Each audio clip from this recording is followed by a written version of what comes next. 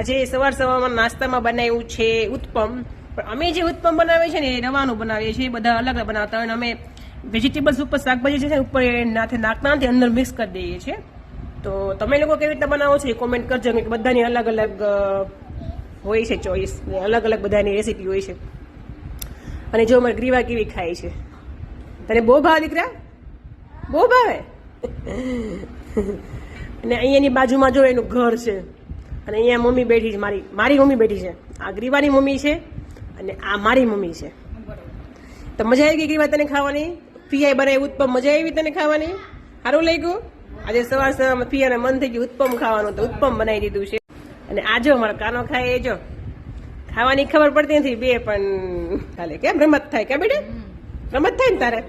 ના ના ભાઈ નો ખાય, એને રમત થાય, એ તોડફોડ કરે છે, એને હું ખાતા આવડે હજી? ક્યાં જો અમારે થાળી વાડકા ચમચી રમવું હોય, રમકડાથી એને રમવું જ ન હોય, થાળી વાડકા ચમચી ને એવું જોઈએ. તો ચાલો બધા સવાર સવાર ઉત્પમ નો નાસ્તો કરવા. એ કાના એવું કરે? હાથી જેવો બળ કેટલો પાછું એનામાં છે.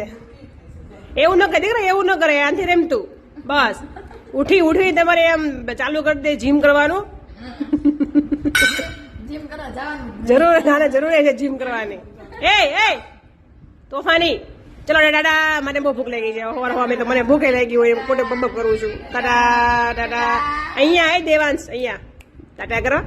તોફાની બહુ છે. આ ડોક્ટર એમ કહેતા હતા કે બહુ તોફાની થવાનો છે. મારે ખબર નહીં આ ઘરમાં તોફાની છોકરા બધા આવે છે.